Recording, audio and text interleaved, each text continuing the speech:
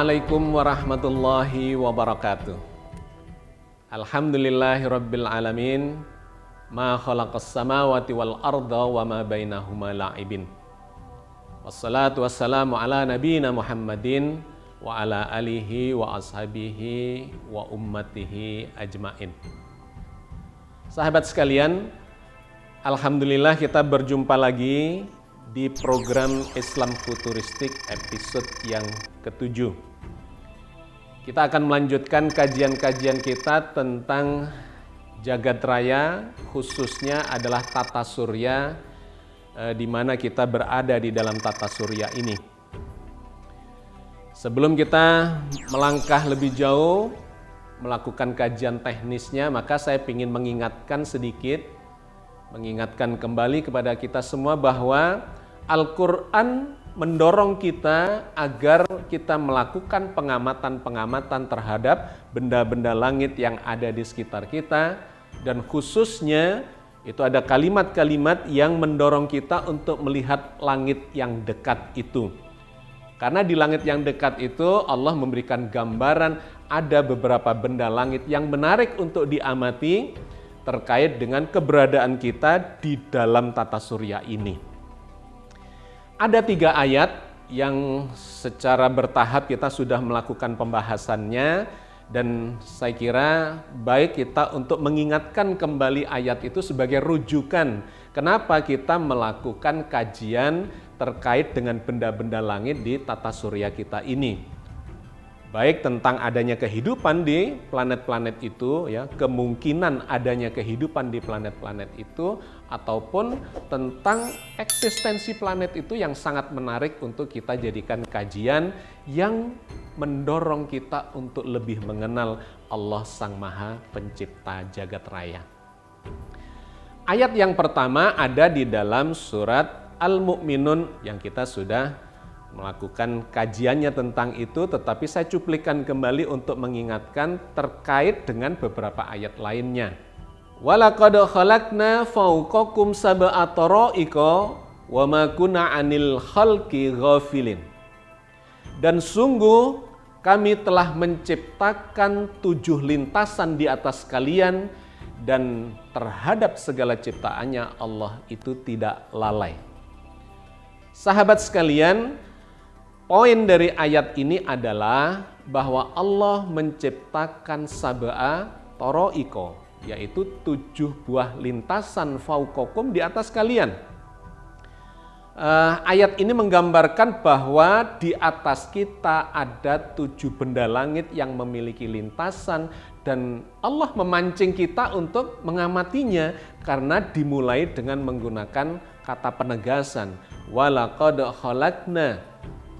Dan sungguh itu menggunakan penegasan 2 kali, la dan qad. Sungguh benar nih Allah telah menciptakan fauqakum sab'a tara'iqa, telah menciptakan 7 lintasan. Jadi kita dipancing perhatiannya untuk memahami atau mengamati 7 lintasan di atas kita itu, ya.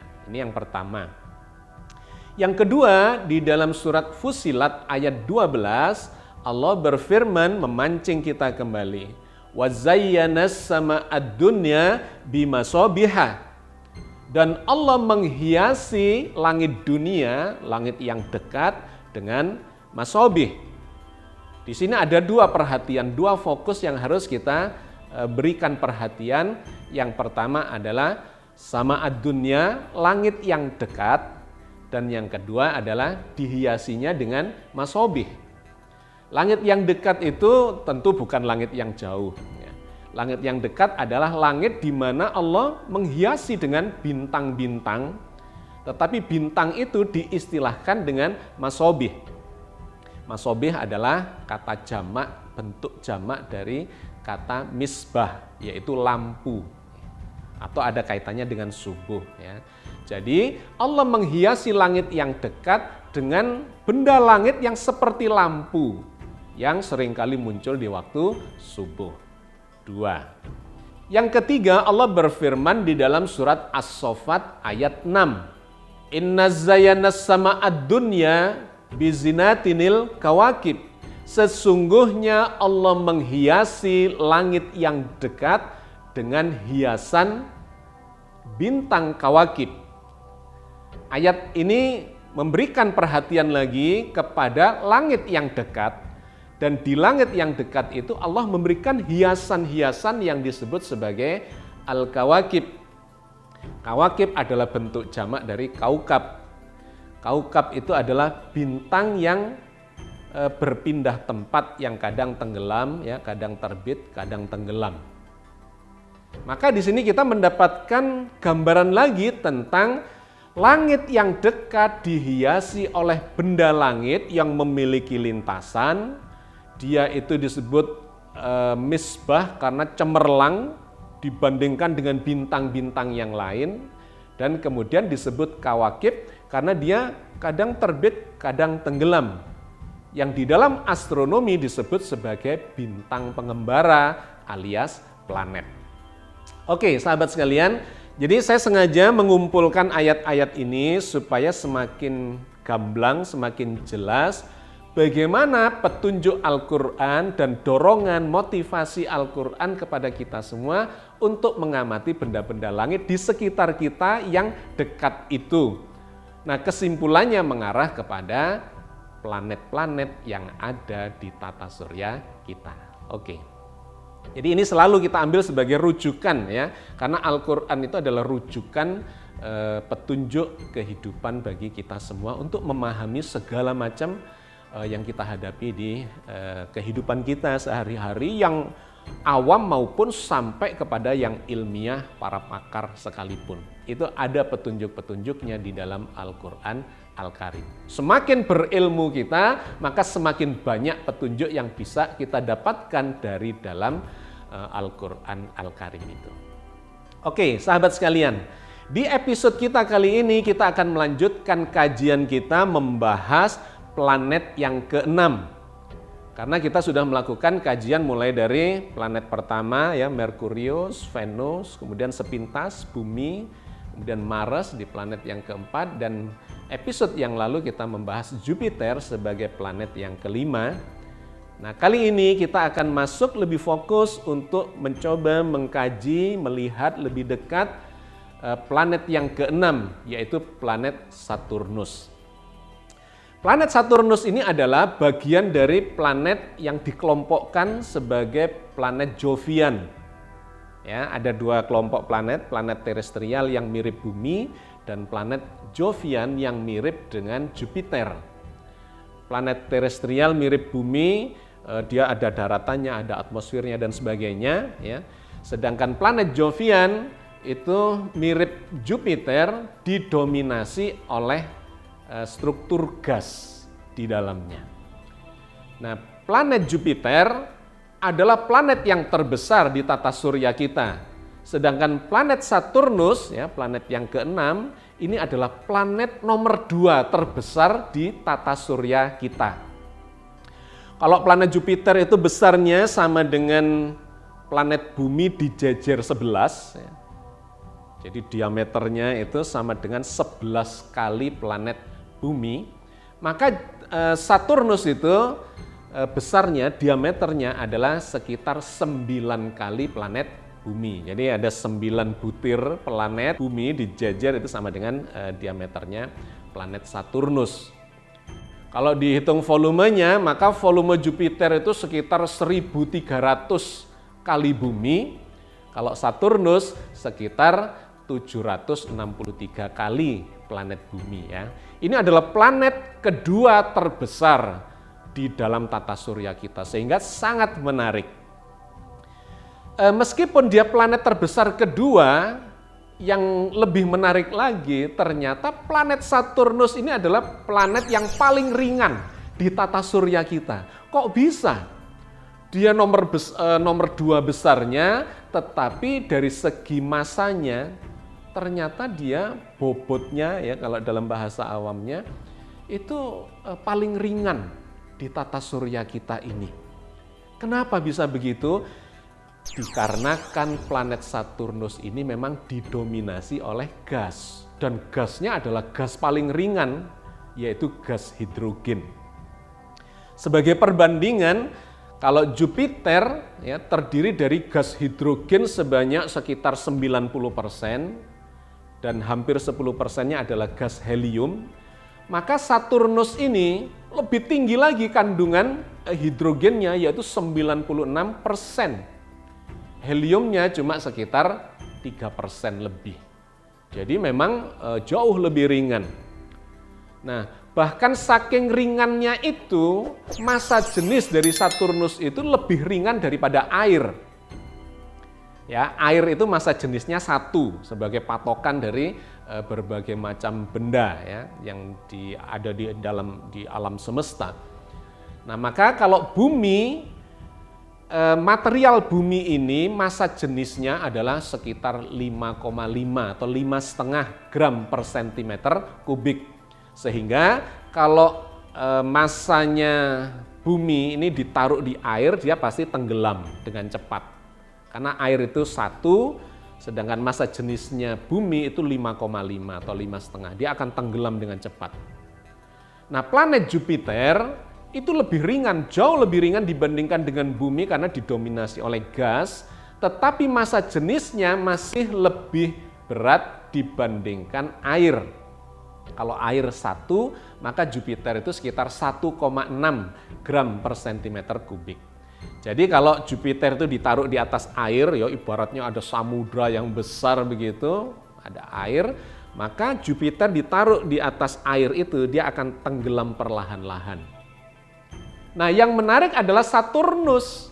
Saturnus itu massa jenisnya lebih ringan daripada air. Kalau air itu 1, maka Saturnus itu cuma 0,68 gram per sentimeter kubik atau per cc.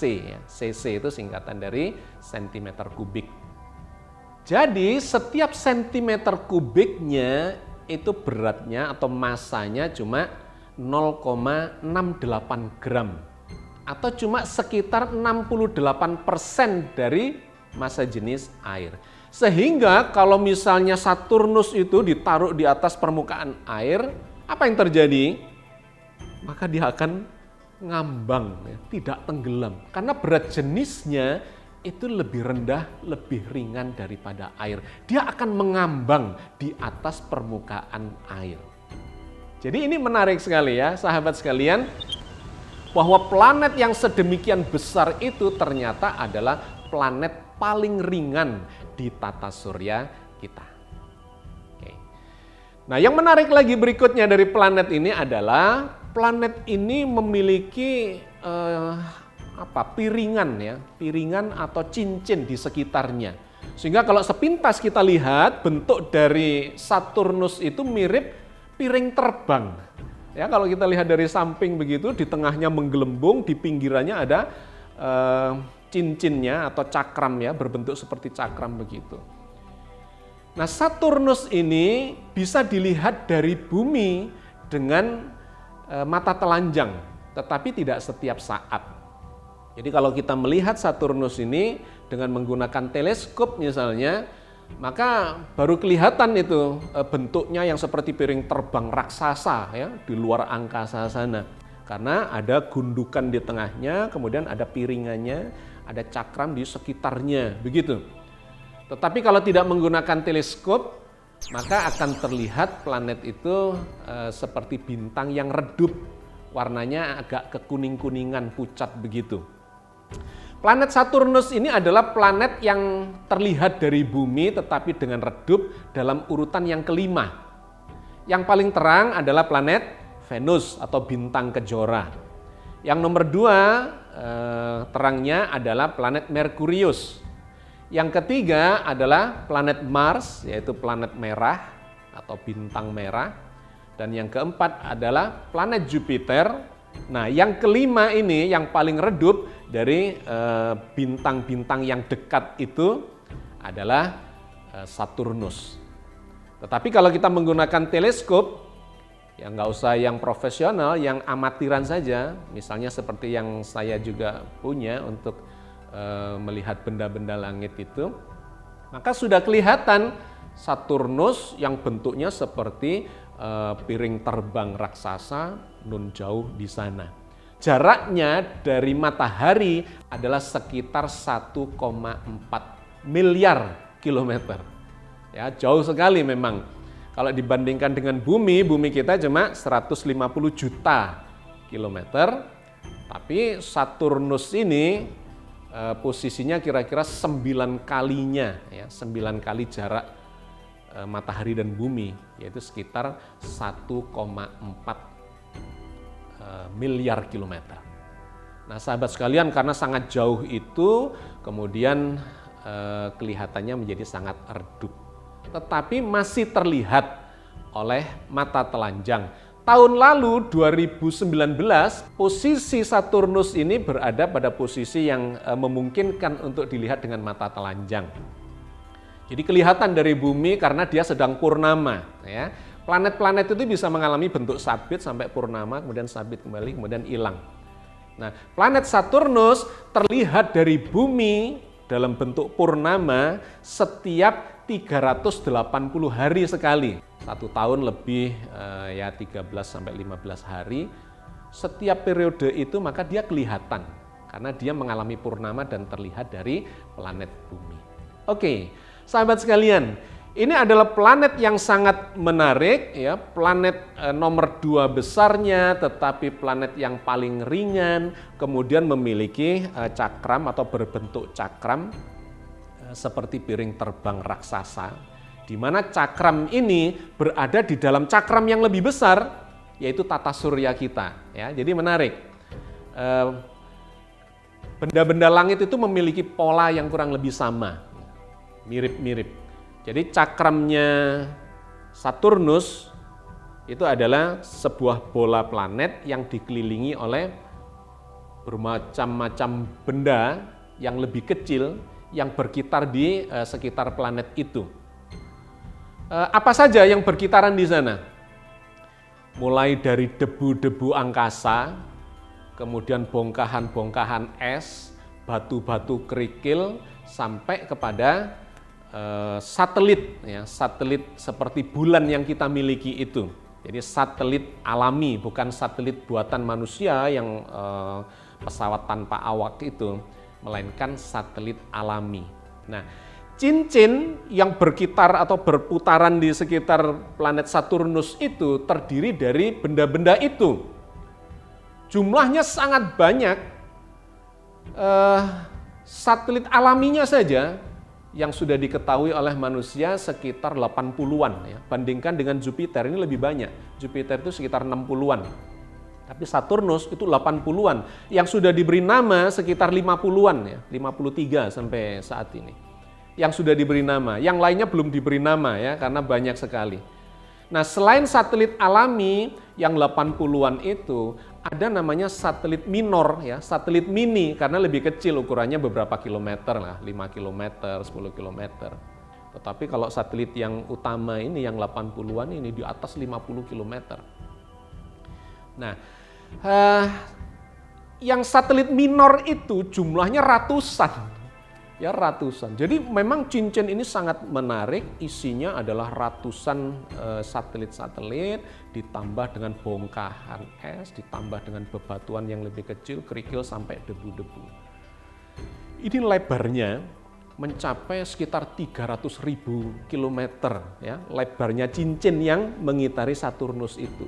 Saturnusnya sendiri itu diameternya berapa tadi? Sekitar 116.000 kilometer, tetapi cincinnya itu mencapai sekitar 2-3 kali lipatnya, yaitu sekitar 300.000 kilometer. Sehingga dari kejauhan dilihat dari bumi itu bentuknya seperti cakram atau seperti piring terbang raksasa, ya. Itu ketika dilihat dari bumi dengan menggunakan teleskop itu. Nah, cakram ini di dalam cakram tata surya kita. Pusatnya adalah matahari.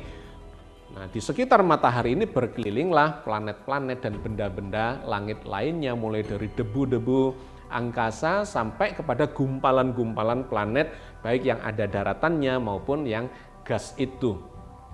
Nah, cakram tata surya ini pun berada di dalam cakram yang lebih besar lagi yang disebut sebagai galaksi Bima Sakti. Itu bentuknya juga seperti cakram, di tengahnya ada menggelembung begitu, pinggirannya itu banyak benda-benda langit lainnya.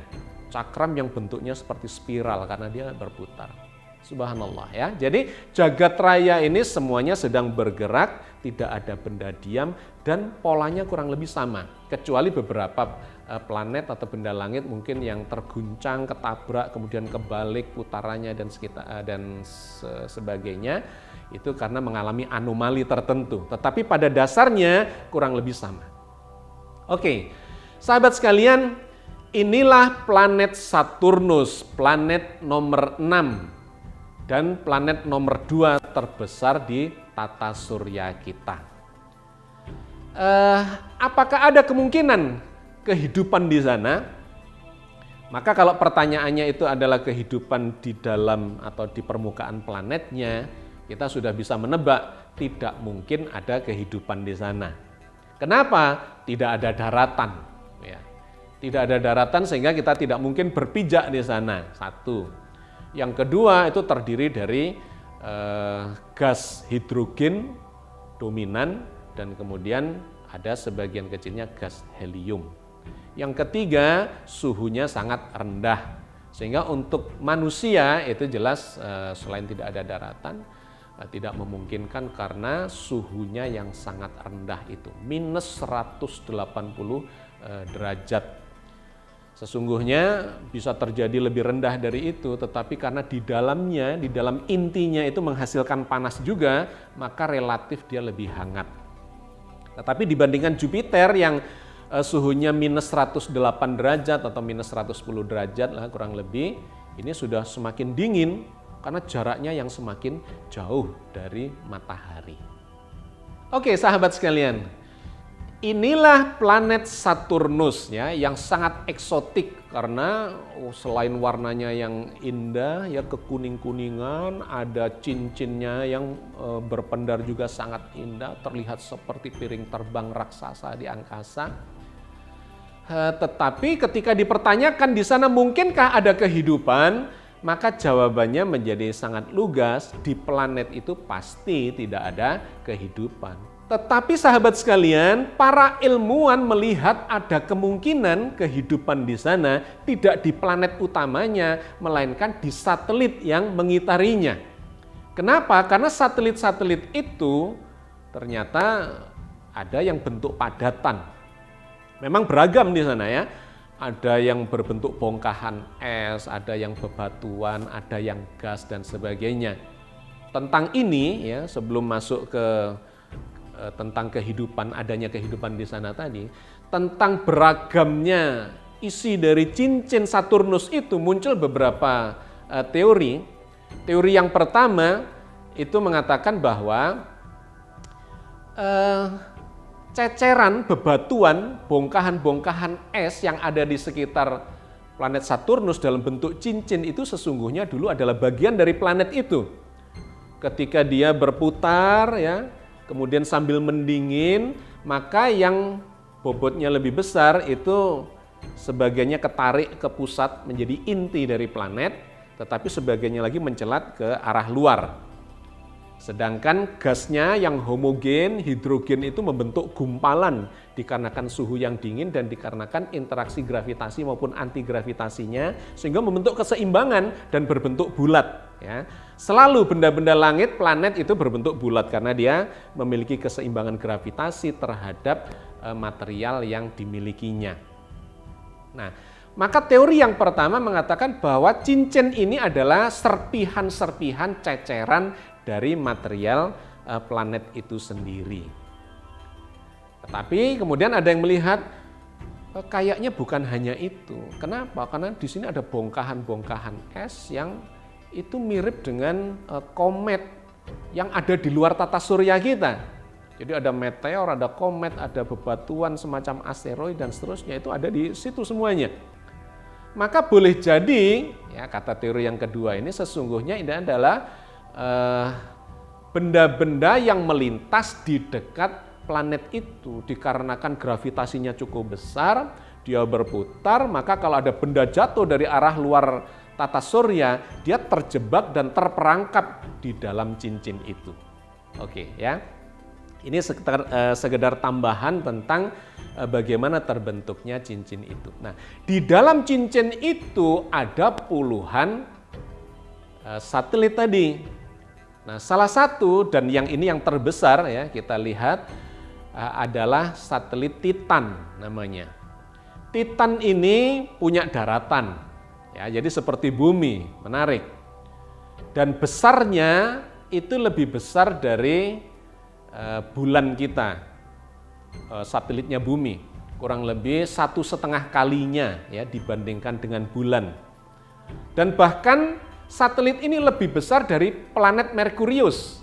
Planet Merkurius adalah planet terkecil di tata surya kita yang paling dekat dengan matahari. Besarnya lebih besar dari planet Merkurius, sehingga menarik, ada benda lebih besar dari planet Merkurius mengitari planet yang lain dalam bentuk satelit. Ada daratannya. Dan yang menarik lagi, ada atmosfernya. Meskipun atmosfernya sangat padat ya, sehingga digambarkan karena density atau kerapatan atmosfer yang padat itu diperkirakan Anda bisa melayang di sana ya, seperti kalau ikan berenang di air begitu. Bisa melayang di sana. Atmosfernya didominasi oleh nitrogen. Ini mirip dengan bumi. Karena bumi kita ini ya 78% dari komposisi atmosfer kita adalah nitrogen. Sehingga loh kok mirip ya dengan planet bumi. Dan di sana ternyata banyak gas-gas hidrokarbon yang ini mengingatkan para ilmuwan kepada planet bumi kuno di waktu awal-awal masih muda baru kebentuk, itu kondisinya kurang lebih sama seperti itu. Ada metana, ada etana. Ya, metana adalah bentuk gas yang gampang terbakar, tetapi dia tersusun dari karbon, hidrogen, nanti ketemu dengan nitrogen. Kalau ini bereaksi dengan oksigen akan menghasilkan air, dan seterusnya. Itu menjadi memungkinkan munculnya kehidupan di planet itu. Bukan di planetnya, tetapi di satelitnya. Ya, jadi sahabat sekalian, ini adalah pengamatan yang dilakukan oleh para ilmuwan ketika NASA bekerja sama dengan lembaga antariksa Eropa dan Italia mengirimkan wahana yang namanya Cassini-Huygens.